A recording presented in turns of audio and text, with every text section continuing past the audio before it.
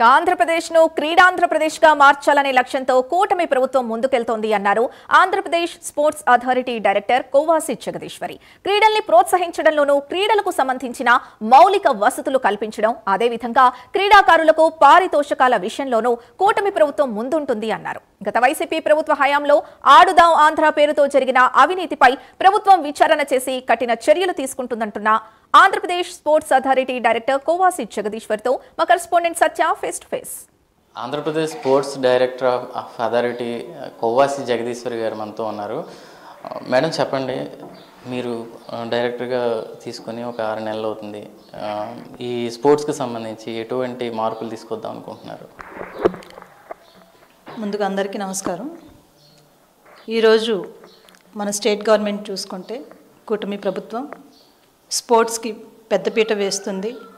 అలాగే మన విద్యాశాఖ మంత్రి నారా లోకేష్ గారు కూడా ప్రతి స్కూల్కి కూడా స్కూల్ గ్రౌండ్ కంపల్సరీ చేస్తూ జీవో పాస్ చేయడం జరిగింది.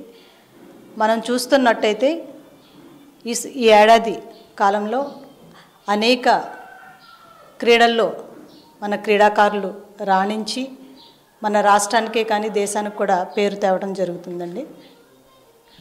ఇటు ముఖ్యంగా కూటమి ప్రభుత్వం అధికారంలోకి వచ్చిన తర్వాత యువతని క్రీడల వైపు తీసుకొచ్చి క్రీడాంధ్రప్రదేశ్గా మార్చాలని లక్ష్యంగా పనిచేస్తుంది. దాని పరంగా మీరు ఎటువంటి చర్యలు తీసుకోబోతున్నారు? ముఖ్యంగా మనం కూటమి ప్రభుత్వం చూసుకున్నట్టయితే ఈ మధ్యకాలంలో సీఎం చంద్రబాబు నాయుడు గారు విదేశాల పర్యటనలో కూడా స్పోర్ట్స్ కంటూ పెద్దపీట వేశారు. అలాగే చైర్మన్ గారు యుఎస్ఏ వెళ్ళడం, అక్కడ క్రీడాకారులకి ఒక ప్రోగ్రాం చేయడం జరగడం, క్రీడాకారులు దత్తత ప్రోగ్రాం అనేది జరిగింది అక్కడ. అలాగే ఎవరైతే డోనర్స్ ఉంటారో వాళ్ళని కూడా గుర్తించడం, శాప్ ఈ క్రీడాకారులందరికీ కూడా గుర్తింపు తీసుకురావడానికి ఎంతో కృషి చేస్తుంది. రూరల్ నుండి కానీ అర్బన్ నుండి కానీ ఎంతోమంది క్రీడాకారులు ఎంకరేజ్మెంట్ కోసం శాప్ తరపున ప్రోత్సాహాలు అందించడం జరిగింది.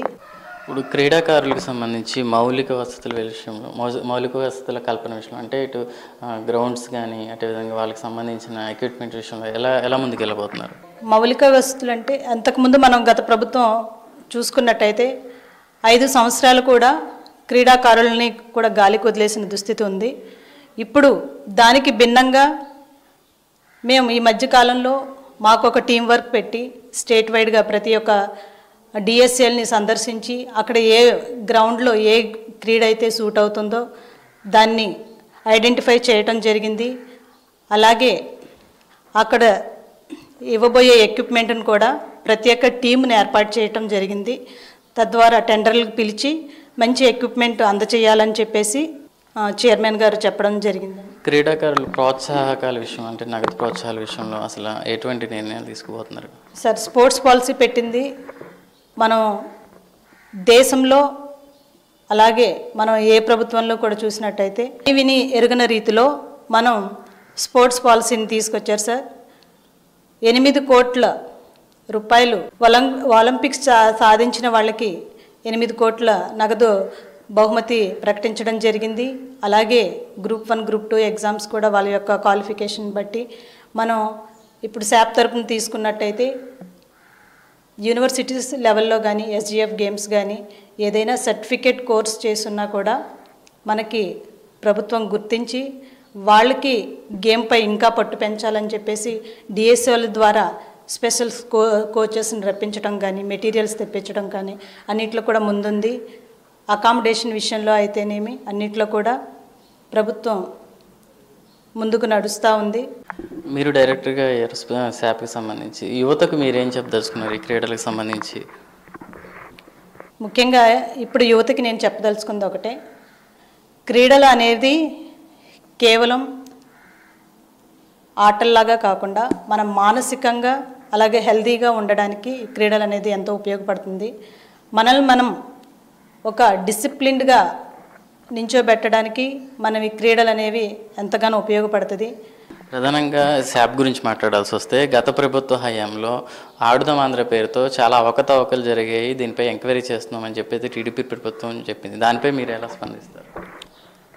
గత ప్రభుత్వంలో మనం చూసుకున్నట్టయితే ఆడుదాం ఆంధ్ర పేరు చెప్పుకొని ఒక డెలికేట్ వస్తువులు, బ్యాట్లు అయితే ఏమి, ఫుట్బాల్స్, ఇవన్నీ బాల్స్ అవన్నీ కూడా, అలాగే వయసు పైబడిన వాళ్ళని కూడా, అంటే 45 సంవత్సరాలు పైబడిన వాళ్ళని కూడా ఒక టీమ్గా ఏర్పాటు చేసి ఏదో షో చేయాలి అని చెప్పేసి ఆడుదాం ఆంధ్ర అనే పేరు చెప్పి పల్లెటూరులో ఉండేవాళ్ళు, పొలం పనులకు వెళ్ళే వాళ్ళందరినీ కూడా రిజిస్ట్రేషన్ చేయించుకొని వాళ్ళందరినీ ఊరికినే డబ్బులన్నీ కూడా అంత డబ్బులు వెచ్చించి కోట్ల డబ్బుల్ని వృధా చేయడం అయితే జరగడం అయితే వాస్తవం.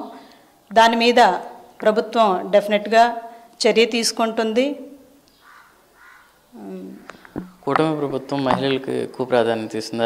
ఆ నేపథ్యంలోనే మీకు కూడా మహిళా డైరెక్టర్గా అవకాశం ఇచ్చింది. అయితే సోషల్ మీడియా వేదికగా ఇటు పోలవరం నియోజకవర్గానికి సంబంధించి ఇన్ఛార్జ్ అని చెప్పి మీ పేరు అక్కడక్కడ వినిపిస్తుంది. దానిపై మీరు ఎలా స్పందిస్తారు? సార్, నేను ఒక గవర్నమెంట్ ఉద్యోగిని. ప్రభుత్వంతో నడవాలని, నా గవర్నమెంట్ ఉద్యోగానికి రాజీనామా చేసి నేను లోకేష్ అన్నగారితో నడవాలని చెప్పేసి ఈ నిర్ణయం తీసుకోవడం జరిగింది. నన్ను గుర్తించి నాకు ఈ శాప్ డైరెక్టర్గా పదవి నాకు అందించడం జరిగింది. చాలా సంతోషం. నేను నాకు ఇచ్చిన పదవికి ఎప్పుడు కూడా న్యాయం చేస్తాను. అలాగే ఇక్కడ నియోజకవర్గంలో చూసుకున్నట్టయితే చాలామంది కార్యకర్తలు, నాయకులు కూడా యువ నాయకుల్ని కోరుకుంటూ ఉన్నారు. డెఫినెట్గా అవకాశం ఉంటే నేను కూడా ఇన్ఛార్జ్ విషయంలో అధిష్టానం సూచనల మేరకు నేను కూడా నడుచుకుంటాను.